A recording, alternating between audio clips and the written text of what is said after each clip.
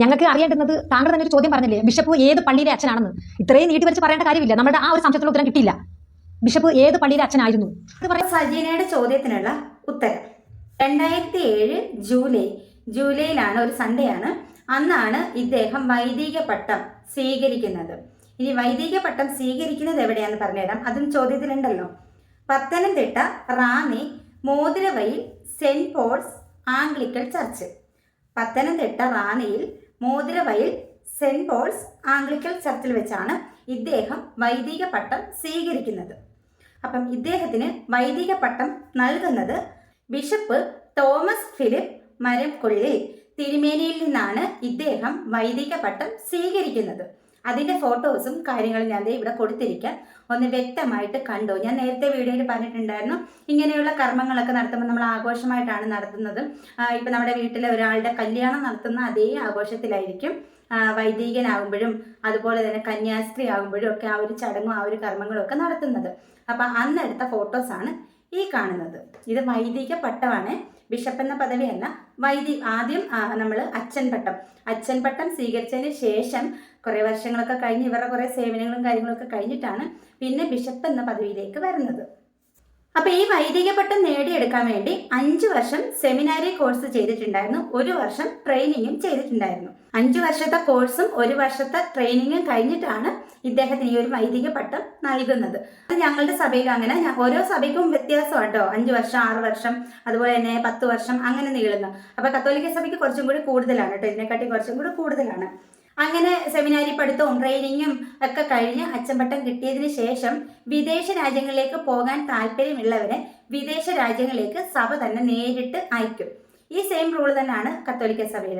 താല്പര്യമുള്ളവരെ Italy, Germany അങ്ങനെ വിദേശ രാജ്യങ്ങളിലേക്ക് അയക്കും. അങ്ങനെ നമ്മുടെ ബിഷപ്പിനെയും UK അയച്ചിട്ടുണ്ടായിരുന്നു. ആംഗ്ലിക്കൻ ചർച്ച്, ഇവരുടെ ഈ ഒരു സഭ തന്നെ നേരിട്ട് UK അയച്ചിട്ടുണ്ടായിരുന്നു.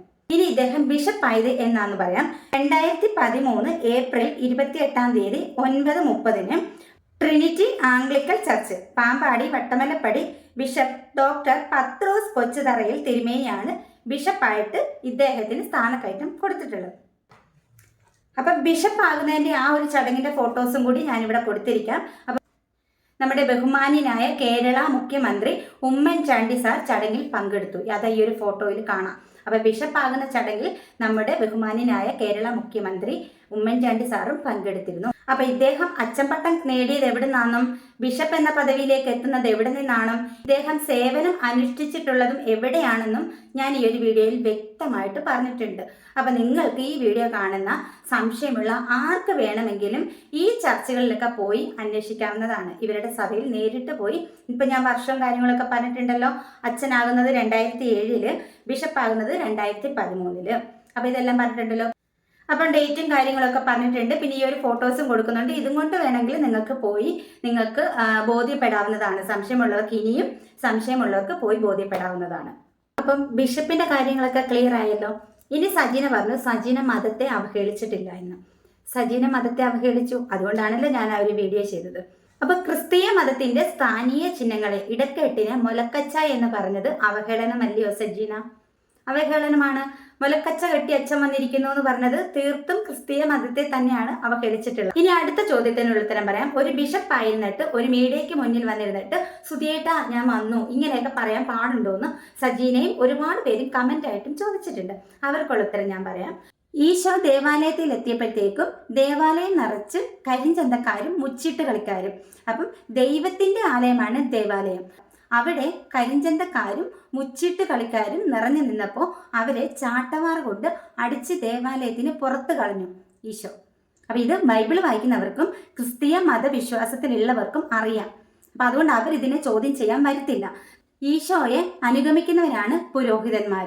തെറ്റ് കണ്ടാൽ ചൂണ്ടിക്കാണിക്കാനും ശാസിക്കാനും അവർക്ക് അധികാരമുണ്ട്. നമ്മുടെ അച്ഛനും അമ്മയും നമ്മൾ തെറ്റ് കണ്ടാൽ നമ്മളെ വഴക്ക് പറയത്തില്ലേ? അതായിട്ട് കണ്ടാൽ മതി. അതിനെ എടുത്ത് കാണിച്ച് ഇത്രയും അങ്ങോട്ട് ബലൂണായിട്ട് വീർപ്പിക്കേണ്ട യാതൊരു കാര്യവുമില്ല.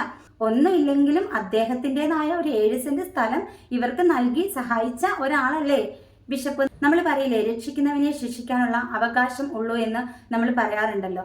അപ്പോൾ രക്ഷിക്കുന്നവർക്ക് നമ്മളെ ശിക്ഷിക്കാനുള്ള അധികാരമുണ്ട്. അതിനെ ആ ഒരു രീതിയിൽ കണ്ടു കഴിഞ്ഞാൽ നമുക്കതൊരു കുറ്റമായിട്ട് തോന്നത്തില്ല. ഇപ്പൊ പുള്ളി സ്ഥലം കൊടുത്തതിന്റെ പേരിൽ ഇങ്ങനെ പറഞ്ഞു എന്നൊന്നും തോന്നേണ്ട കാര്യമൊന്നുമില്ല. ഇത് ശരിക്കും പറഞ്ഞാൽ നല്ല മനസ്സുള്ളവർക്ക് അത് അങ്ങനെയൊന്നും തോന്നത്തില്ല, അതൊരു തെറ്റായിട്ടോ കുറ്റമായിട്ടോ ഒന്നും തോന്നത്തില്ല. ഇപ്പം നമ്മുടെ വീട്ടിൽ നമ്മുടെ അപ്പൻ അമ്മ ആങ്ങള അങ്ങനെയുള്ളവരൊക്കെ നമ്മളെ ശാസിക്കാറും ശിക്ഷിക്കാറും ഒക്കെ ഉണ്ട്. ആ ഒരു സെൻസിൽ എടുത്താൽ തീരാവുന്ന പ്രശ്നമേ ഉള്ളൂ. അതാണ് ഇങ്ങനെ മീഡിയയിൽ വന്ന് ഇത്രയും പെരുപ്പിച്ചു കൂട്ടി ഇത്രയും പ്രശ്നങ്ങളൊക്കെ ഉണ്ടാക്കിയത്. എനിക്ക് പറയാനുള്ളത് ഇത്രയുമാണ്. അദ്ദേഹം ചെയ്ത നല്ല കാര്യങ്ങളൊക്കെ മറന്നുകൊണ്ടാണ് അദ്ദേഹത്തെ ഇത്രയും സമൂഹ മാധ്യമങ്ങളും എല്ലാവരും കൂടി ചേർന്ന് ക്രൂശിക്കുന്നത്. എൻ്റെ വീഡിയോയിൽ വന്ന് അച്ഛനെ വിളിപ്പിക്കാൻ നോക്കി എന്നൊക്കെ പറഞ്ഞില്ല. ഞാനൊരു മനസാക്ഷി ഉള്ളതിൻ്റെ പേരിൽ എൻ്റെ മനസാക്ഷിക്ക് ശരിയെന്ന് തോന്നിയ കാര്യങ്ങൾ ഞാൻ വീഡിയോയിലൂടെ നിങ്ങൾക്ക് പങ്കുവെച്ചു, അത്രയേ ഉള്ളൂ. നിങ്ങളുടെ അഭിപ്രായം നെഗറ്റീവോ പോസിറ്റീവോ എന്തോ ആയിക്കോട്ടെ കമൻറ്റ് ചെയ്യാൻ മറക്കരുത്. അപ്പോൾ മറ്റൊരു വീഡിയോ ആയിട്ട് വീണ്ടും കാണാം. ടാറ്റാ.